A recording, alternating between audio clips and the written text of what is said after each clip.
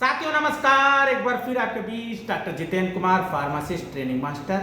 साथियों आज हम आपके बीच बात करेंगे इंजैक 0.5 ml इंजेक्शन। साथियों जो हमारे पास इंजेक्शन है ये कवर के अंदर है, ये 5 ml का इंजेक्शन है, मतलब कि आधा ml इसको कह सकते हैं। और ये जो है साथियों इंजैक इंजेक्शन है, ये साथियों जो है क्या कहते हैं कि नियॉन लैब का है साथियों, 0.5 ml इंजेक्शन। साथियों जो इसका कंपोजिशन है फाइटोमैनाडियोन। फाइटोमैनाडियोन साथियों इसको विटामिन K1 भी कहते हैं या फाइलोकिनोन भी कहते हैं एंड फाइटोनैंडियोन भी कहते हैं साथियों। तो साथियों विटामिन K इंजेक्शन है जिसको हम फाइटोमैनाडियोन के नाम से जानते हैं, इसके बारे में हम डिस्कस करेंगे। ब्रांड नेम जो इसका है इंजैक 0.5 mg है। इंजैक जो है साथियों एक नियॉन लैब्स का है। तो ये जो है इसी तरह से बहुत सी फार्मास्यूटिकल कंपनी हैं जो फाइटोमैनाडियोन इंजेक्शन को बनाती हैं और अपने ब्रांड से जो है मार्केट में उतारती हैं। जैसे कैपिलिन भी बहुत फेमस ब्रांड है जो है क्या कहते हैं कि ग्लेक्सोस्मिथक्लाइन कंपनी का है। एंड कीनाडियोन जो है सामर्थ फार्मास्यूटिकल कंपनी का है। तो साथियों इसके बारे में इंजैक 0.5 ml के बारे में डिस्कस करेंगे। सबसे पहले जानेंगे डिस्क्रिप्शन कि ये है क्या, साथ ही साथ इसके इंपॉर्टेंट यूजेस की बात करेंगे, साइड इफेक्ट की बात करेंगे, साथियों प्रिकॉशन की बात करेंगे, इंट्रक्शन की बात करेंगे, इंपॉर्टेंट डोजेस की बात करेंगे, ब्रांड की बात करेंगे। तो साथियों phytomenadione also known as vitamin K1। साथियों विटामिन K जो होता है, विटामिन K जो है क्या होता है इंजेक्शन, उसमें विटामिन K1 होता है, K2 होता है।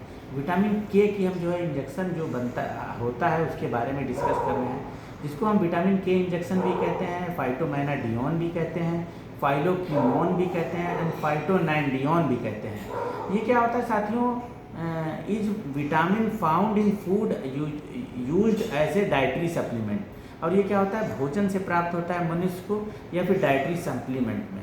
जब उससे नहीं जो है क्या होता है डाइटरी सप्लीमेंट से विटामिन K नहीं पर्याप्त मात्रा में मिल पाता है, ऐसे केस में क्या होता है कि इस इंजेक्शन को लगाया जाता है विटामिन K1 की कमी को पूरा करने के लिए।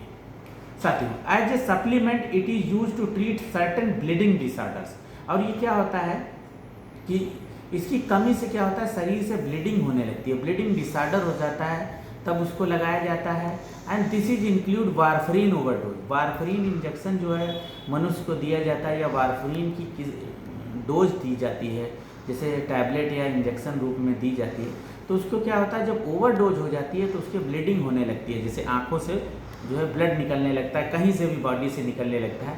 ऐसे केस में क्या होता है कि फाइटोमैनाडियोन कहने का मतलब है विटामिन K इंजेक्शन का इस्तेमाल किया जाता है। जिन रोगियों के अंदर विटामिन K की डिफिशियंसी होती है, कमी होती है, भोजन से और या डाइटरी सप्लीमेंट से नहीं मिलता है, तो उनको भी इस इंजेक्शन का इस्तेमाल किया जाता है। एंड ऑब्स्ट्रक्टिव जॉइंडिस जिनको हो जाती है, जॉइंडिस हो जाती है कहने का मतलब है पीलिया बहुत भयंकर टाइप का हो जाता है, जो उसमें जो ब्लीडिंग होने लगती है, ऐसे केस में क्या होता है कि विटामिन K1 जॉइंडिस में फाइटोमैनाडियोन इंजेक्शन का इस्तेमाल किया जाता है। And it is also recommended to prevent और treat vitamin K deficiency bleeding in infants. और जो बच्चा पैदा होता है तो क्या होता है कि वो सारे विटामिन, सारा फूड अपनी माँ से लेता है। जब वो जो है पेट के अंदर होता है तो वो पैदा होता है, तो होता क्या है कि विटामिन K1 उसको जो है माँ से नहीं मिल पाता है, वो नहीं ले पाता है। तो ऐसे केस में जैसे ही बच्चा पैदा होता है उसको जो है फाइटोमैनाडियोन K1 इंजेक्शन तुरंत लगाया जाता है। ओटी में जहाँ पैदा होता है बच्चा, उसके तुरंत ही उसको जो है, ये एक प्रोटोकॉल है, उसको कंपलसरी है, उसको लगाया ही जाएगा जो है। तो साथियों जो है क्या होता है ब्लीडिंग इन्फेंट में होता है उसमें तो लगाया जाता है, अदरवाइज जैसे नियोनेटल पैदा होता है उसको भी ये इंजेक्शन दिया जाता है। साथियों ये तो डिस्क्रिप्शन की बात हो गई है कि विटामिन K1 इंजेक्शन क्या है उसके बारे में।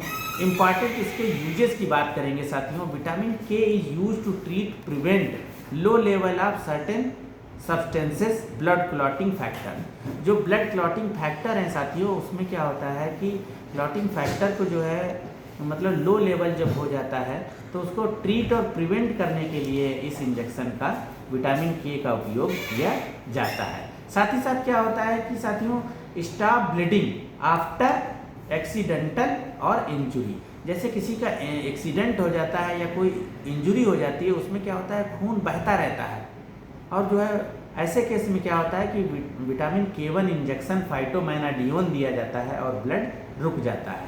तो stop bleeding after accidental cut और इंजुरी, एक तो ये यूज है। दूसरा वारफरीन ओवरडोज जब हो जाता है, ब्लीडिंग होने लगती है, ऐसे केस में जो है फाइटोमैनाडियोन, कहने का मतलब है विटामिन K इंजेक्शन का इस्तेमाल किया जाता है। साथ ही साथ साथियों, जैसा हमने बताया है कि भोजन से या डाइटरी सप्लीमेंट से जब पर्याप्त मात्रा में विटामिन K नहीं मिल पाता है और उस कमी को पूरा करने के लिए डॉक्टर क्या करते हैं कि विटामिन K इंजेक्शन जो है मरीज को रिकमेंड करते हैं लगाने के लिए। और विटामिन K डिफिशिएंसी इन इन्फेंट में होने लगती है तो उसमें लगाया जाता है। एंड साथियों एक चीज़ और कहूँगा कि हाइपोप्रोथ्रोम्बिन का प्रोडक्शन जब कम हो जाता है, हाइपोप्रोथ्रोम्बिन, तो उसको हम हाइपोप्रोथ्रोम्बिनीमिया कहते हैं। और जो उसको प्रोडक्शन को मेंटेन करने के लिए विटामिन K1 इंजेक्शन का इस्तेमाल किया जाता है। तो कहने का मतलब है उस बीमारी को हाइपोप्रोथ्रोम्बिनीमिया जो है कहते हैं। और जो है क्या होता है कि प्रोथ्राम्बिन जो है एक फैक्टर होता है क्लॉटिंग का, उसका प्रोडक्शन जब कम हो जाता है उसमें इस इंजेक्शन को लगाया जाता है।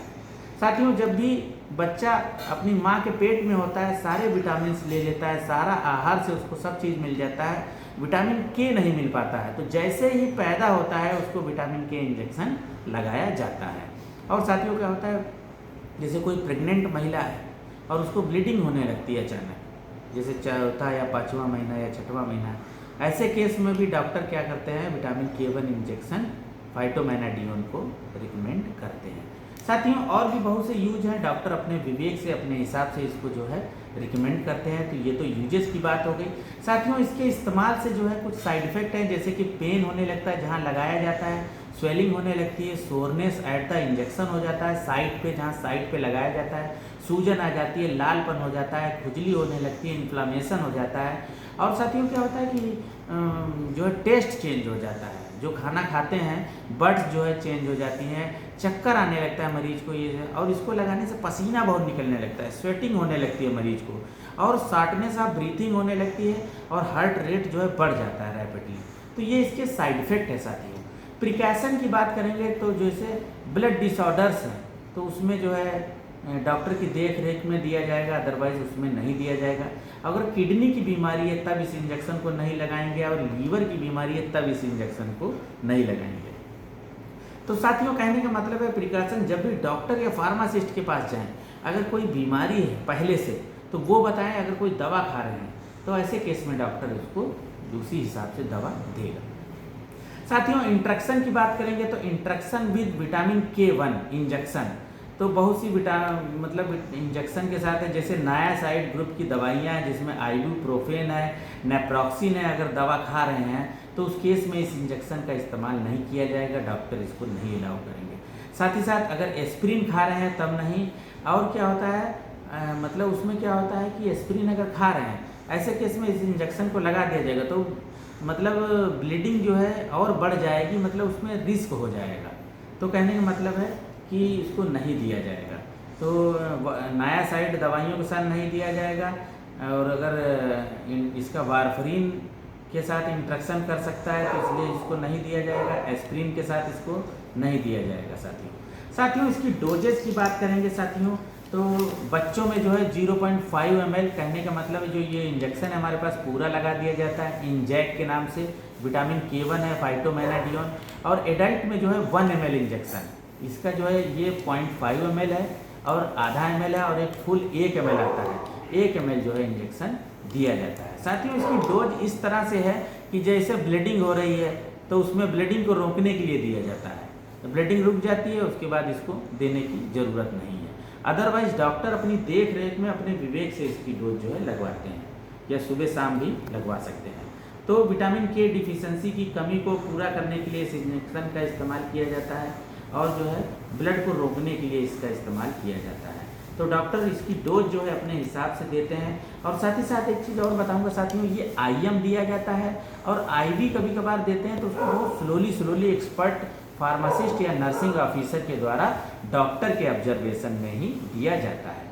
साथियों मार्केट में इसके बहुत से ब्रांड अवेलेबल हैं, जैसे हमारे पास जो इंजैक है वो जो है नियॉन लैब का है, और उसमें कैप्लिन है ग्लैक्सो स्मिथ क्लाइन का है, और कैनाडियन जो है सामर्थ लैब का है। तो और साथियों जो इसकी एमआरपी है मार्केट की वो 21 रुपये 20 पैसे है। मेडिकल स्टोर पे इजीली से मिल जाएगा, बहुत से ब्रांड आते हैं। आज जो हमने चर्चा की है वो इंजैक इंजेक्शन की चर्चा की है। साथियों किसी तरह की क्वेरी है आप हमें जरूर कमेंट करें, साथ ही साथ हमारे चैनल को जरूर सब्सक्राइब करें। साथियों नमस्कार।